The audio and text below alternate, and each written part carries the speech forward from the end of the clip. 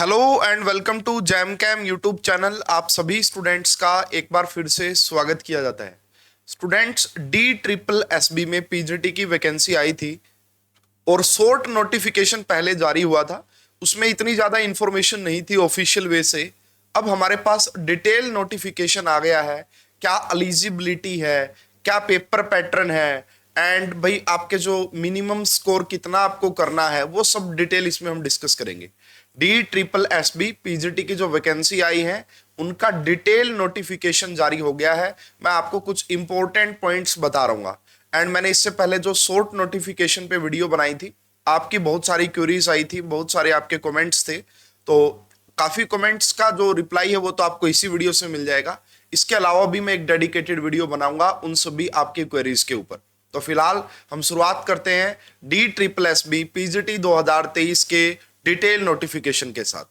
उससे पहले मैं आपको बता देना चाहता हूं स्टूडेंट, अगर आप पीजीटी केमिस्ट्री DSSB की प्रिपरेशन करना चाह रहे हैं तो हमारा ऐप है पढ़ रहे केमिस्ट्री, एंड यहाँ पे बड़ा ही शानदार कोर्स अवेलेबल है केमिस्ट्री सब्जेक्ट के लिए।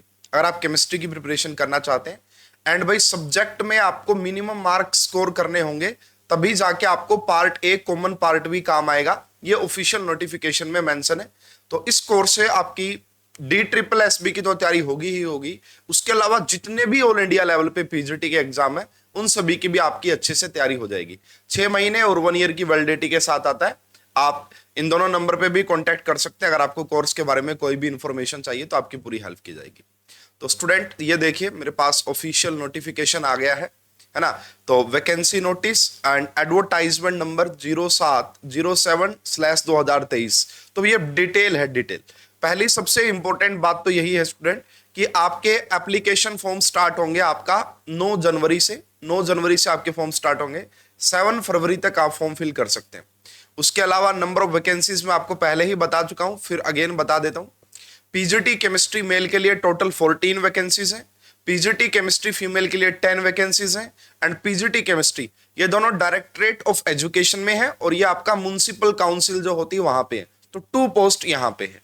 ये आपका पीजीटी केमिस्ट्री की टोटल पोस्ट है, ठीक है। और पीजीटी केमिस्ट्री के लिए जो कोड आपका 807/23 807/23 ये आपका कोड रहने वाला है। देखिए, कुछ बच्चे ये पूछ रहे थे क्या, जैसे कुछ फीमेल कैंडिडेट ऐसे हैं जो बोल रहे क्या मेल में अप्लाई कर सकते हैं क्या? तो नहीं कर सकते भाई, स्पेशली मेंशन किया हुआ मेल फीमेल। मेल वाले मेल में ही अप्लाई करें, फीमेल वाले फीमेल में ही अप्लाई करें, ठीक है।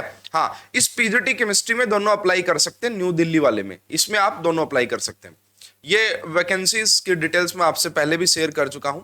अब देखिए भाई, अलग अलग पोस्ट के लिए अलग अलग एलिजिबिलिटी क्राइटेरिया है। वैसे मैंने आपको पिछली वीडियो में जो आपको आइडिया दिया था वो 100% करेक्ट है। वो भी आपको समझ में आ जाएगा कि कैसे मैंने आपको जो बताया था वो बिल्कुल सही रहेगा।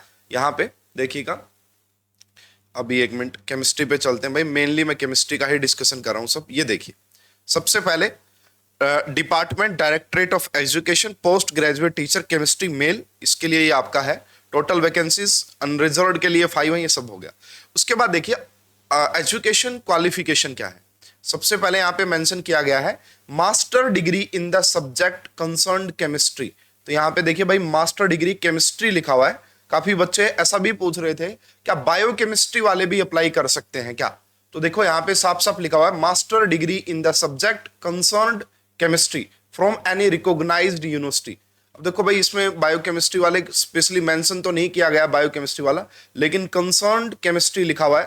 तो अभी मैं कुछ कह नहीं सकता कि एग्जैक्ट क्या है, लेकिन एमएससी केमिस्ट्री वाले पक्का अप्लाई कर सकते हैं। डिग्री इन एजुकेशन यानी कि बीएड आपने की हुई होनी चाहिए। यहाँ पे डिप्लोमा काम नहीं आएगा, बीएड की हुई होनी चाहिए आपको। और मैंने आपको बताया था जो पॉइंट नंबर 2 है उसमें आपको रिलैक्सेशन मिल सकता है, या तो आपने क्या किया हो, है ना, qualification mention at serial number 2 above relaxation in the case of candidates, या तो आपने पीएचडी कंप्लीट किया हो, या और है ये, और या फिर आपके पास हायर सेकेंडरी जिसको 12th बोलते हैं, डिग्री जिसको बीएससी बोलते हैं, और पोस्ट ग्रेजुएशन जिसको एमएससी बोलते हैं। अगर यहाँ पे आपके, है ना, अगर फर्स्ट डिवीजन है, फर्स्ट डिवीजन का मतलब होता है स्टूडेंट अबव 60%। फर्स्ट डिवीजन का मतलब होता है अबव 60%। अगर आपके 60% से ज्यादा नंबर है 12th में, बीएससी में, ग्रेजुएशन में, सॉरी पोस्ट ग्रेजुएशन में, तो आपको इसमें रिलैक्सेशन मिल सकता है। बट यहां पे देखिए ये कहा गया है कि 3 साल के अंदर अंदर आपको करनी पड़ेगी, यानी कि बीएड तो करनी ही है, ठीक है, बीएड तो जरूरी है। अब चलो, अब एक बार आप फॉर्म अप्लाई कर पाएंगे, लेकिन बाद में आपको डिग्री जमा करवानी पड़ेगी, ठीक है। तो ये सेम है जो मैंने आपको लास्ट वीडियो में भी बताया था, ऑलमोस्ट सारी चीजें वही है। उसके बाद देखिए, कुछ बच्चे बोल रहे थे क्या सर एक्सपीरियंस की नीड है? एसेंशियल नहीं है, नो, नील, जरूरी नहीं कि एक्सपीरियंस हो, लेकिन डिजायरेबल है। 3 साल का जिनके पास एक्सपीरियंस है वो डिजायरेबल है, बट जरूरी नहीं है। पे स्केल तो भाई जबरदस्त है ही, आप सभी को पता है। एज लिमिट अनरिजर्व्ड के लिए बिलो 36 ईयर है, 36 से आपकी कम एज होनी चाहिए। रिलैक्सेशन मिलता है आपको अलग अलग जो है आपके कैटेगरी के हिसाब से। सेम फीमेल के लिए भी सेम, सब कुछ वही है, सेम, कोई चेंजेस नहीं है।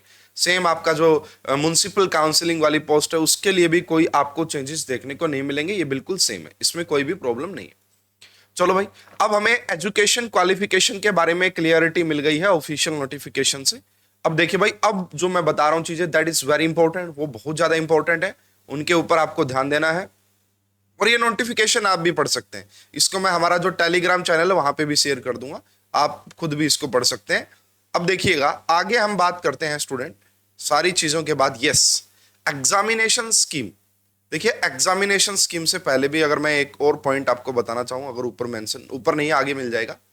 देखिए भाई, आपका जो सिलेक्शन होगा वो ओनली बेसिस ऑफ ये जो टेस्ट होगा उसके बेसिस पे होगा।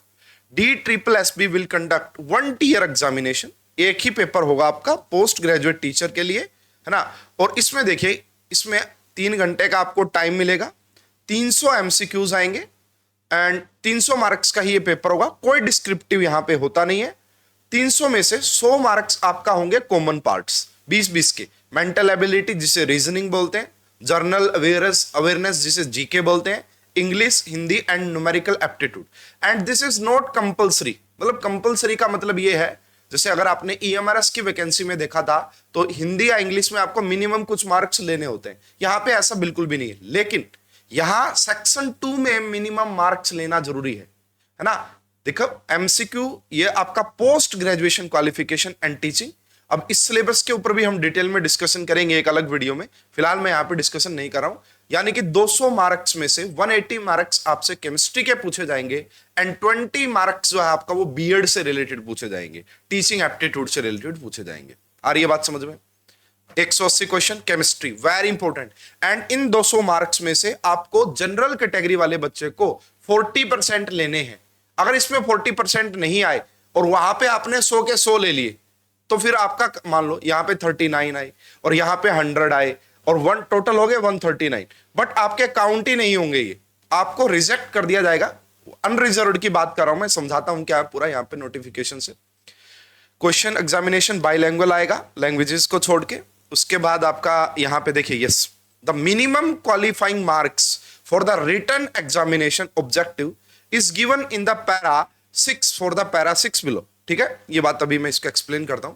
उसके बाद देखिएगा, for the applicants of technical teaching post this mandatory minimum qualifying marks in the examination will be applicable only in rest of section B which is domain subject specific। देखो, ये कहना चाह रहे हैं कि जो मिनिमम मार्क्स आपके आने चाहिए ना, वो सब्जेक्ट में आने चाहिए, चाहे पहले वाले पार्ट में ना आए, लेकिन सब्जेक्ट में मैंडेटरी है।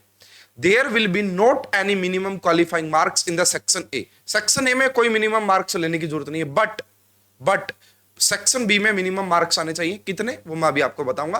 फाइनल जो मेरिट लिस्ट बनेगी वो दोनों को मिला के बनेगी, section A plus section B दोनों को मिला के 300 में से फाइनल लिस्ट बनेगी। बट सेक्शन बी में आपके मिनिमम मार्क्स आने जरूरी है। अगर सेक्शन बी में आपके मिनिमम मार्क्स नहीं आते हैं तो फिर आप रेस से बाहर हो जाएंगे, ठीक है। Evaluation of tier 1 examination will be undertaken based on the, दोनों के मिला के ये बात आ रही है। नेगेटिव मार्किंग होगी इस पेपर में, साफ साफ मेंशन है। Negative marking will be applicable and deduction 1/4 आपके मार्क्स यहां से डिडक्ट होंगे, ठीक है। यहां पे कोई स्किल वगैरह टेस्ट आपका होता नहीं है टेक्निकल टीचिंग पोस्ट के लिए, ठीक है। उसके बाद ये हमारे कुछ का, ये देखो, ये रहा जी, ये पॉइंट है जो आपको ध्यान रखना है स्टूडेंट। अभी मैंने आपको बताया ना कि मिनिमम मार्क्स आपको लेने हैं, तो यहाँ पे मेंशन है the board in the achieve quality, ये देखो यहाँ, तो यहाँ पे आपको बताया गया है कि जनरल और AWS के लिए मिनिमम 40% मार्क्स लेने जरूरी है। किसमें? पार्ट बी में। ओबीसी जो दिल्ली के ओबीसी है उनको 35% लेने हैं, SC ST वालों को 30% लेने जरूरी है ना। तो यहाँ पे देख लीजिएगा भाई, ये मिनिमम मार्क्स मतलब आपका केमिस्ट्री में 80+ मार्क्स तो आए ही आए, 200 में से 80% मार्क्स आपके आने की जरूरत होगी यहाँ पे, ठीक है। तो ये आपको थोड़ा सा 200 में से 180 हो गए मिनिमम मार्क्स, इसको यहाँ पे आप देख लेना भाई, ठीक है ना। तो क्योंकि ये देखिए ये जो पैरा है ना, ये 1 मिनट रुको, 4th है भाई, 6th आने दो, 1 मिनट रुको, 6th, yes this is 6th para. ये शायद टोटल होंगे भाई, ये शायद टोटल होंगे मिनिमम, टोटल होंगे मिनिमम। 1 मिनट 6th को पढ़ते हैं, 1 मिनट रुकिएगा। If there 2 candidates in the same category, candidates has more marks in subject specific section, section B is placed higher merit। अब ये कह रहे हैं भाई, दो बच्चों के अगर सेम मार्क्स हो जाते हैं तो जिसके सेक्शन बी में मार्क्स ज्यादा है उसको मेरिट मिलेगी, ठीक है। इसके अलावा और भी बहुत सारी बातें यहाँ पे बताई गई है, ठीक है ना। तो भाई मिनिमम मार्क्स आपको लेने पड़ेंगे, ये बात आप जरूर ध्यान रखिएगा। यहाँ पे रिजर्वेशन वगैरह आप देख लेना अपने हिसाब से। ये एज का रिलैक्सेशन है भाई, SC ST को 5 साल का मिलेगा, OBC को 3 का मिलेगा, है ना। और ये सारी चीजें आप एक बार अपने हिसाब से देख लीजिएगा।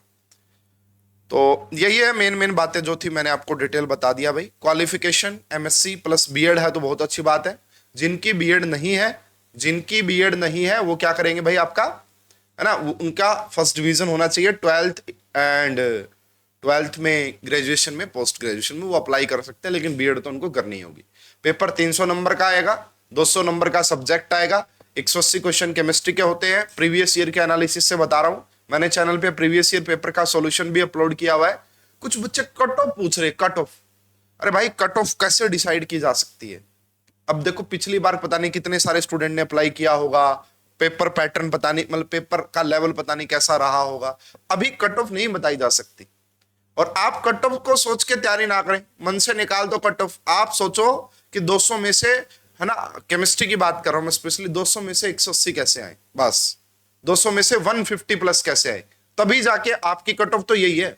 आप ये सोचो कि मेरे को तो टॉप करना, फर्स्ट, जितने भी स्टूडेंट हो गए उनमें से सबसे ज्यादा मार्क्स मेरे आने चाहिए, ये है कट ऑफ, ये है कट ऑफ की कहानी, है ना। कट ऑफ कुछ नहीं बताई जा सकती, फिर भी मैं कोशिश करूंगा, अगर मेरे को प्रीवियस ईयर का कुछ आइडिया मिलता है तो मैं आपको जरूर बता दूंगा वीडियो बना के, लेकिन फिलहाल कट ऑफ का कुछ यहाँ पे बताया नहीं जा सकता। तो भाई ये मोस्ट कुछ इंपॉर्टेंट बातें जो मैं आपको बता सकता था मैंने बताई हैं। आपकी एक शॉर्ट नोटिफिकेशन वाली वीडियोस पे काफी कमेंट आए हुए, काफी कमेंट्स आपके यहाँ से क्लियर हो गए होंगे। एंड बाकी जो क्वेरीज है उनके लिए मैं एक डेडिकेटेड वीडियो भी बनाऊंगा। सिलेबस क्या हो सकता है, प्रीवियस ईयर पेपर का एनालिसिस, ये सारी वीडियोस आपको लगातार मिलती रहेंगी। चैनल पे जुड़े रहिए, है ना। एंड भाई चैनल पे जुड़े रहो, चैनल को सब्सक्राइब करके रखो, ताकि कोई भी नई वीडियो आती है DSSB या किसी भी PGT एग्जाम से रिलेटेड आपको अच्छे से इंफॉर्मेशन मिल जाए। तो होप कि आपको भाई चीजें क्लियर हो गई होंगी। लगभग चीजें मैंने आपको शॉर्ट नोटिफिकेशन में भी बता दी थी, किसी दूसरी PGT के सब्जेक्ट को आइडिया लेकर, वैसा ही लगभग सब कुछ यहाँ पे रहने वाला है, ठीक है। Subject is very important, subject आपका सिलेक्शन करवाएगा। 200 मार्क सब्जेक्ट के हैं, बड़े इंपॉर्टेंट है। और जो भी बच्चे सब्जेक्ट को तैयार करना चाहते हैं भाई, है ना, इस कोर्स से पढ़ के भाई बहुत सारे बच्चों का सिलेक्शन ऑलरेडी हो चुका है, ठीक है। एंड आपका भी जरूर सिलेक्शन होगा। DSSB में आपको लग रहा है वैकेंसी कम है, कोई बात नहीं, तैयारी कीजिए, आगे पता नहीं आते ही रहती है वैकेंसी, कभी हरियाणा में, कभी यूपी में, कभी NVS में, कभी KVS में, कभी EMRS में, आती रहेंगे वैकेंसी। आपका टारगेट ये होना चाहिए कि हमें भाई हमारी केमिस्ट्री को अच्छे से तैयार करना है, कोई भी PGT का एग्जाम क्यों ना है, उसमें आप इजीली क्वालिफाई करेंगे, आप सिलेक्शन ले जाएंगे, अगर आपने लगातार 1 साल 2 साल तैयारी की है तो, ठीक है। इस वीडियो में अभी के लिए इतना ही। वीडियो अच्छी लगी तो लाइक और शेयर कीजिए, ज्यादा अपडेट्स के लिए चैनल के साथ जुड़े रहिए। Thank you.